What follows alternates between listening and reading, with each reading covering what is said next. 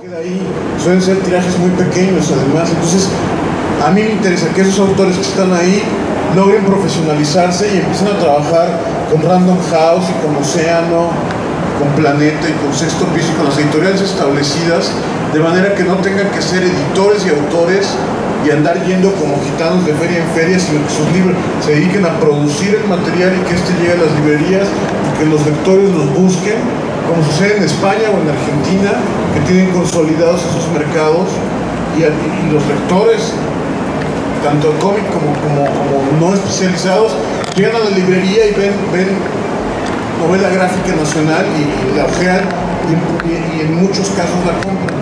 Ese sería mi escenario ideal, que se profesionalice esta generación.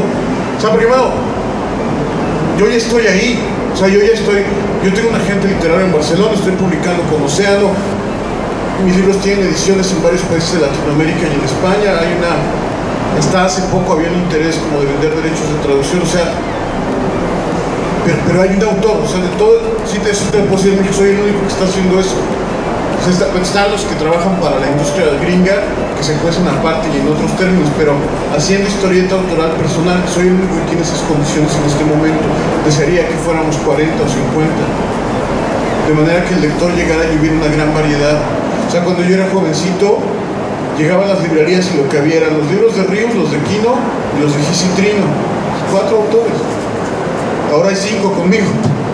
Entonces me gustaría que llegaras y hubiera 70 o 30 y pudieras elegir en esta gran variedad con gran calidad.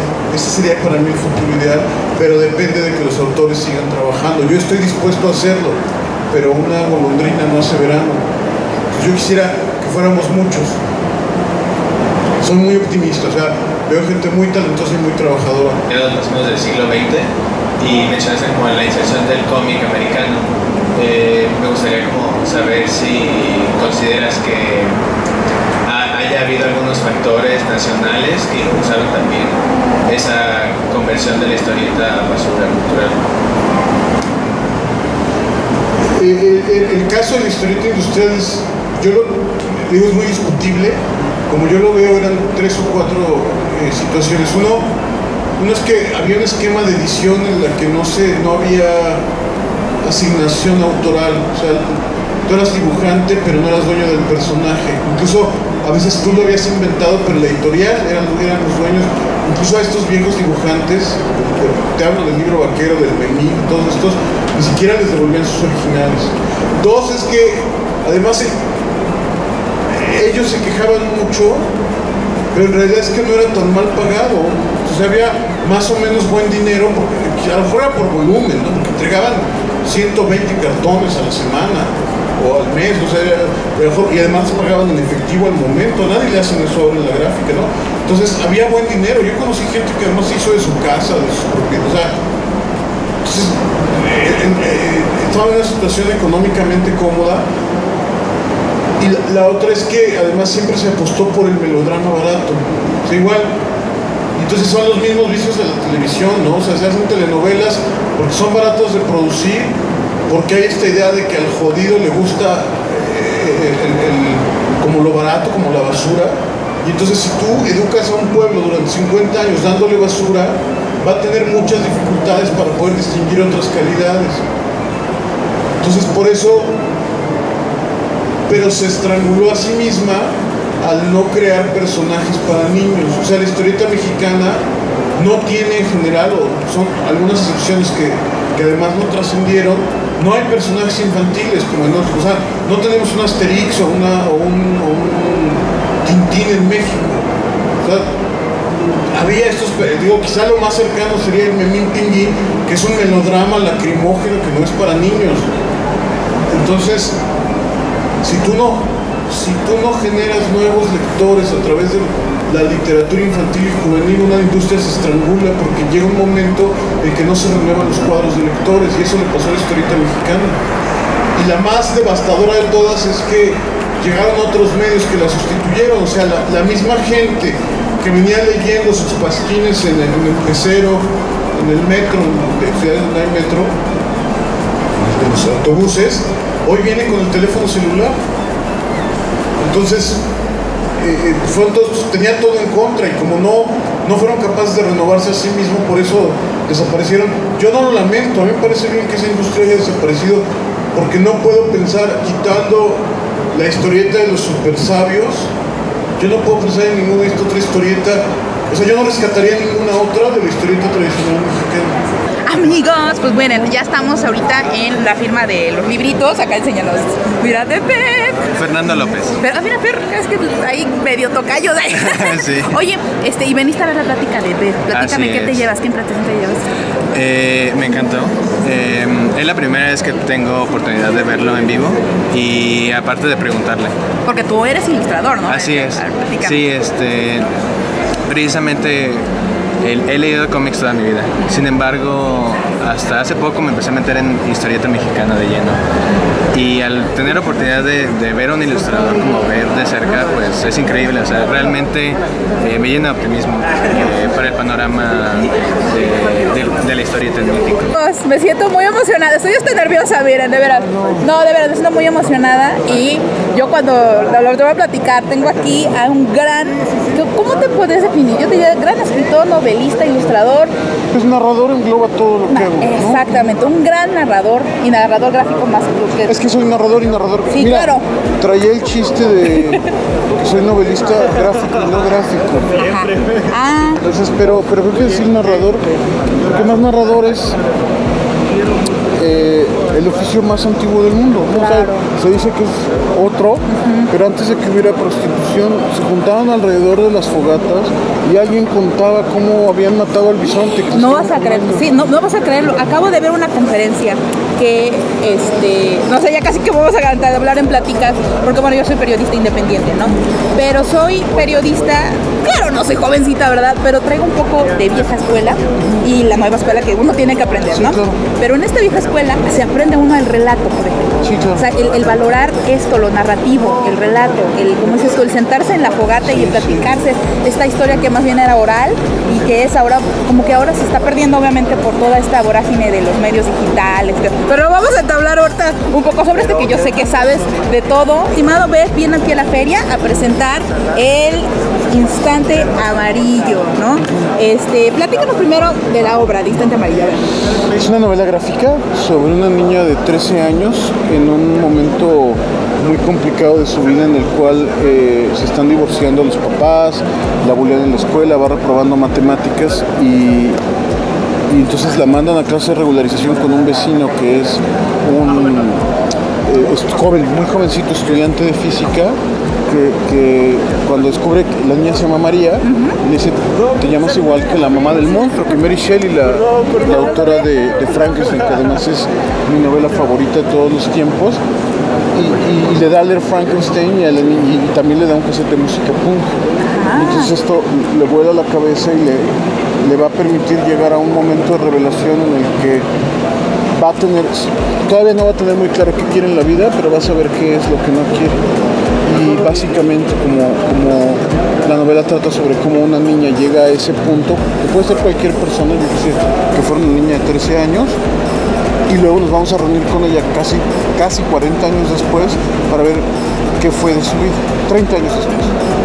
Oye, de eso se trata ¿saben qué es lo padre? Que creas personajes que dices tú, bueno, es que si ve uno gráfico y es infantil, ¿no? Pero en realidad creo que incluso cuando sacaste el Instante Amarillo, yo me acuerdo que llevé el seguimiento de lo que empezaste a sacar y todo, y en Instagram y en Twitter y todo, las personas que te decían, oye, gracias por la novela, son personas ya grandes, o sea, pues de todas las edades. Todas las edades, ¿no? Yo creo que los libros idealmente deberían tener como algo para todo el mundo.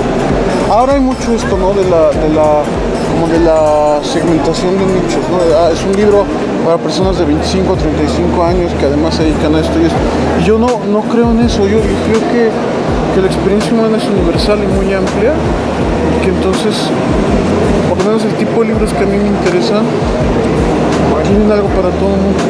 Es que tienes ese don, la verdad. Es un don de saber qué es lo que quieren todos. Porque tú, o sea...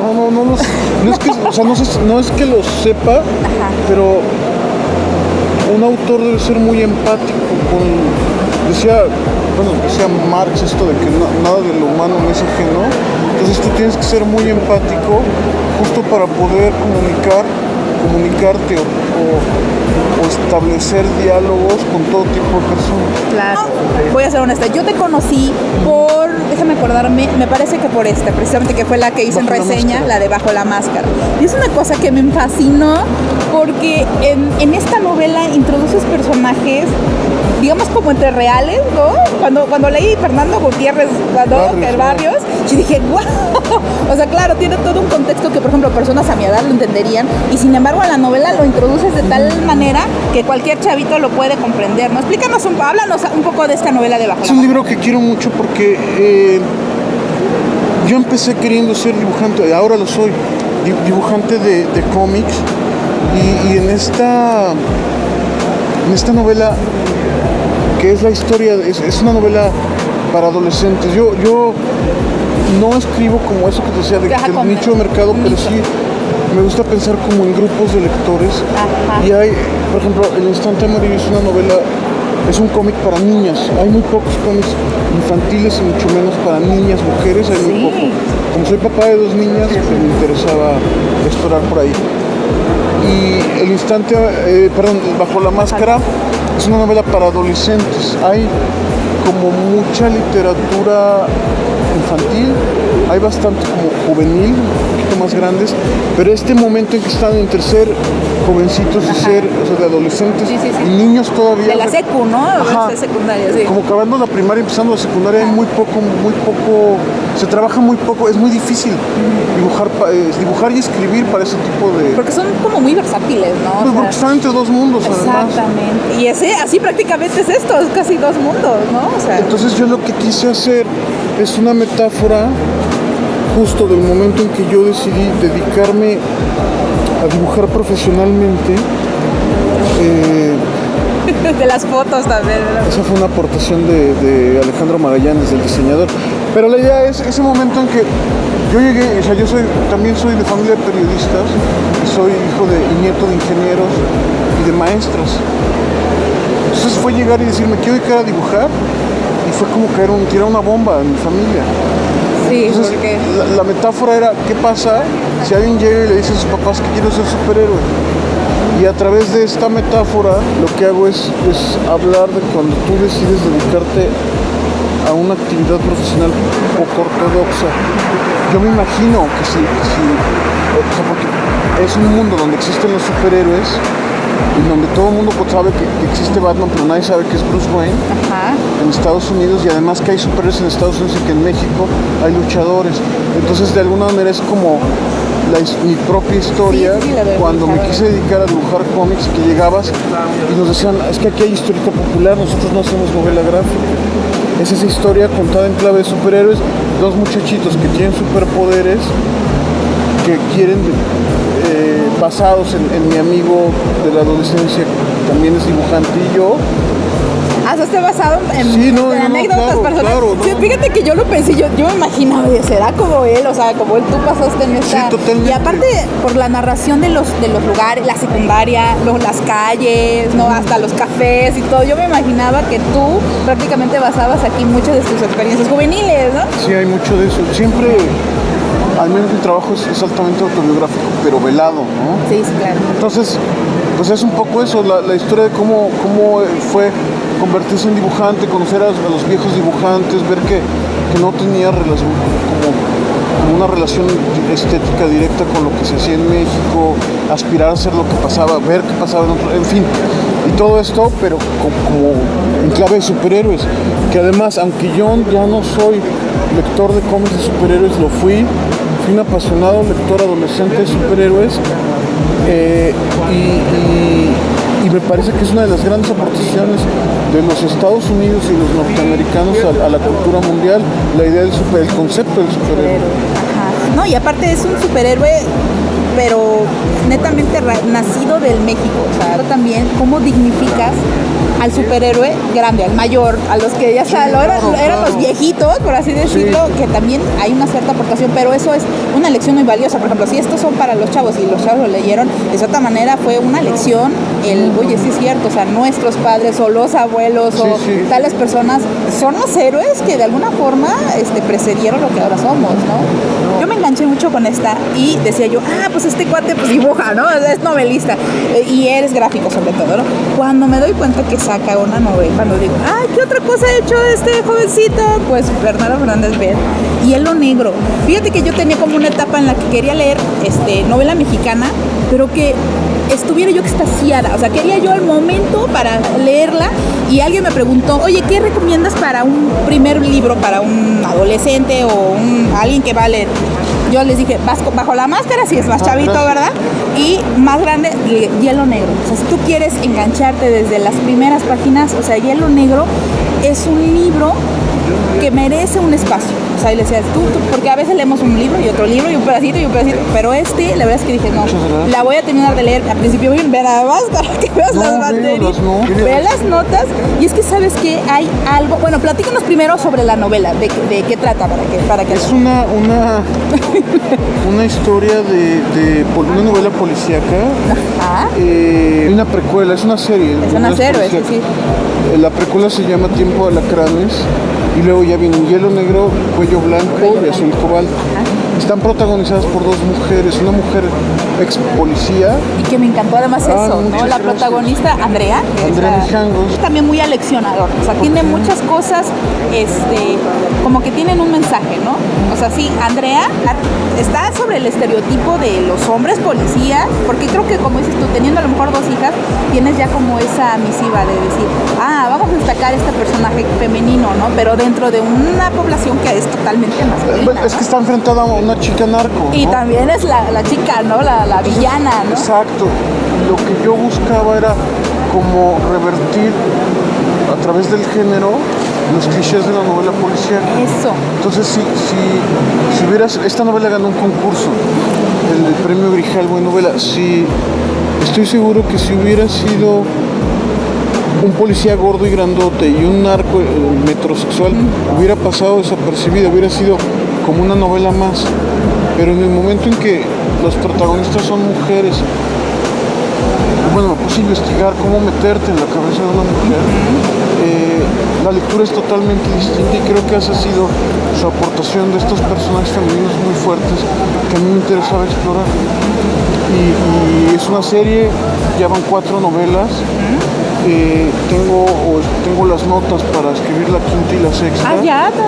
Sí, y ha tenido muy buena aceptación, ¿verdad? Sí, tiene un montón de fans. Se ha vuelto muy popular y yo estoy feliz por eso. Fíjate que yo había visto hace creo que fue el año pasado, hubo un evento de novela negra no me acuerdo en qué. Hubo varios, hubo varios. Hubo varios, pero me acuerdo que tú estuviste ahí con otros dos y platicabas, te preguntaban incluso esto de estar tan bien documentado esto, sin caer en la ley y el orden, por así decirlo, ¿no? Que te preparaste tú mismo para hablar sobre, por ejemplo, lo de las autopsias, lo de la droga, porque hablamos aquí del hielo negro, es una droga, ¿no? De cómo se comporta, cuáles son los efectos y cuál es el efecto que tú le tienes que dar el atributo especial al hielo negro, ¿no? Entonces, sí es esto, te preparas. Es que yo originalmente cuando me senté a escribirla, yo quería hacer lo que llaman un procedural. Es un subgénero policíaco que inventó Ed McBain, que lo que hace es que va investigando de manera muy acuciosa los procedimientos de investigación policíaca reales. Él tiene estas novelas sobre el Precinto 87, que es un grupo de detectives adscritos al Precinto 87, a la Comisaría 87 de la ciudad de Isola. Y a veces resuelven el caso, a veces no lo resuelven, a veces se quedan sin recursos económicos, pasan estas cosas. Es una serie, son como 50 libros que escribió durante muchos años. Yo soy súper fan y lo que quería hacer inicialmente era un procedural, bueno, luego fue tomando como otros matices, pero a mí me interesa, y no solo para mi novela policíaca, sino en general, para todo las historias que cuento, investigar con mucho cuidado para que sea muy sólido el andamiaje de la historia y ahí entonces puedas contar lo que quieras porque está sustentado en realidad. ¿Cuál nos podrías decir que es tu parte favorita de este? Así como... Hay un episodio que el padrino de la chica narco, el paisano, va con unos traficantes en el norte de África, en Marruecos, a negociar cómo pasar en unos barcos plataneros la droga que ellos producen a Europa, ¿no? A través de Marruecos. Y es una novela totalmente desaforada, ¿no? Entonces llega a negociar y le quieren imponer unas condiciones y él viene desarmado, pero se quita la camisa y trae unos explosivos.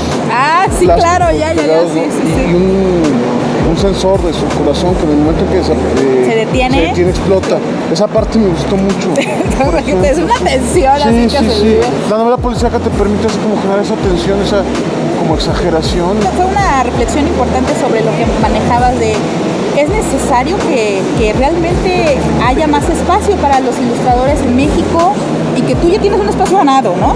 O sea, pero que sí es necesario que se aperture, ¿no? También para... No, bueno, los ilustradores tienen espacio, son los narradores gráficos los que necesitan ocupar esos espacios. Porque fíjate que a mí también luego hay chavitos que se acercan, yo dibujo, yo ilustro, pero yo siento que debe de ser algo como más integral el hecho de que también tienen que saber narrar. Sí, ¿no? Es otro oficio, o sea, se puede confundir con los caricaturistas o los ilustradores, pero aunque trabajamos con las mismas herramientas, hacemos cosas diferentes.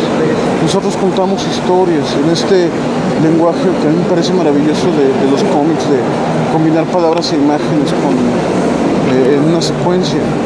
Entonces, yo creo que la ilustración vive un muy buen momento en México, que la caricatura siempre tiene ese espacio, pero la historieta, la narrativa gráfica, los cómics no. Entonces, ahora, bueno, yo tengo un espacio ganado, pero a mí me gustaría que hubiera muchos más autores haciendo lo mismo que yo y que llegaras, que las editoriales estuvieran llenas de novelas gráficas mexicanas. ¿Cómo definirías tú en el momento en el que se encuentra entonces el lugar del ilustrador, del narrativo en México? Pues empezando a ocupar ¿Como esos pañales espacios, todavía? Sí, todavía. Llevo casi 30 años queriendo dedicarme a esto y apenas hace muy pocos que lo puedo hacer. Entonces sí, creo que está... Entonces, ¿y qué es necesario que las editoriales también como que...? No, yo creo que hay cierto interés en las editoriales porque está... Pues esto está como de moda. O sea, ¿no? Claro. Donde hay dinero, hay negocio, hay interés como de las corporaciones. Lo que hace falta es que los autores se acerquen a ellas y además se profesionalicen. Eso, más yo autores. Creo que profesionalizarse, ¿no? Pero yo soy optimista sobre el futuro. Creo que hay mucha gente muy talentosa y muy valiosa que lo va a hacer. Y sobre todo es muy curioso muy curioso que alguien que es prácticamente papel, pluma, lápiz y demás, también incursione en la era digital, ¿no? Entonces, he visto también y entrevistado a otros ilustradores y les pregunto, oigan, ¿y tienen, por ejemplo, Instagram, que es como una herramienta muy valiosa para dar a conocer, pues, ahora actualmente, ¿no? Twitter, Facebook, ¿cómo convives con esto? ¿Y cómo empezar? Como que al principio algunos me dicen que había como cierta reticencia de decir, no, ¿y cómo es posible? Pero... No, yo hace muchos años me digitalicé, quizá porque vengo del mundo del diseño gráfico. Ah, claro. Y bueno, la herramienta es, o sea, cuando yo empecé a estudiar en 1990 y justo a la mitad de la carrera todo se digitalizó de golpe, entonces tuve como la experiencia de conocer el material tradicional. Pues la vieja escuela y la nueva escuela, ¿no? De lo que hablábamos. Porque ahora mis alumnos solo conocen los materiales digitales. A mí me parece que lo digital y lo tradicional deben establecer diálogos, no excluirse entre ellos, sino caminar juntos. Okay. Por eso, aprender de la mano, o sea, enriquecerse uno del otro. Okay. Acabo de terminar una nueva novela gráfica que apenas entregué a mi agente, que fue hecha 100% digital. O sea, no usé nada de papel, pero el instante amarillo, la mitad está dibujada en papel, la otra mitad está dibujada en soporte digital. A mí me parece que ambos recursos tienen pros y contras, y que combinándolos ganas mucho más que excluyendo. Pero entonces, de la mano, muchachos, los que nos ven, pues es como ¿qué consejo les darías entonces? A ver. No, o sea, yo el único consejo que les doy a los aspirantes a dedicarse a esto es que dibujen dos cosas, que dibujen mucho diario y que se beban el mundo con los ojos, o sea, que vayan a museos, que vayan al cine, que lean mucho, que no solo lean cómics. Esos son mis dos cosas, que sean muy disciplinados. Yo ni de lejos era el mejor dibujante de mi generación, había mucho mejores que yo, pero se fueron retirando, fueron desapareciendo o han sido bastante menos disciplinados. Yo hoy, al día de hoy, soy el autor con más novelas gráficas publicadas en este país y eso no es una cosa de talento, es una cosa de disciplina y de persistencia. Eso ha sido lo que a mí me ha llevado a donde estoy. Entonces, para la gente que empieza es eso, ser muy disciplinados y muy persistentes en el trabajo. El talento está sobrevalorado. Agradezco muchísimo, la verdad es, créeme, un gran honor para mí, No, o sea, gracias, porque es leer a alguien que además te engancha y de verdad es que yo tengo aquí la referencia de cuando me dicen primer libro, Bajo la Máscara, y la verdad, o sea, ahora que ya conozco más a la persona, que yo cuando es más lo decía yo en mis redes sociales, yo cuando conozca a Beth voy a llegar a abrazarlo, porque hasta eres tan abrazable. Yo sé que en mi canal hay muchos chavitos y muchos que les encanta esto de los cómics y demás, pero yo creo que, como dices tú, el conocimiento es la herramienta principal y lo integral es la persistencia, ¿no? Gracias, amigos, y ahí está cumplido. De veras, no puedo creer que se me ha hecho conocer a mi estimado Beth y tener el espacio, de veras, para mí sola, es para mí. Muchas gracias. Gracias a todos, amigos. Nos vemos prontito. Bye.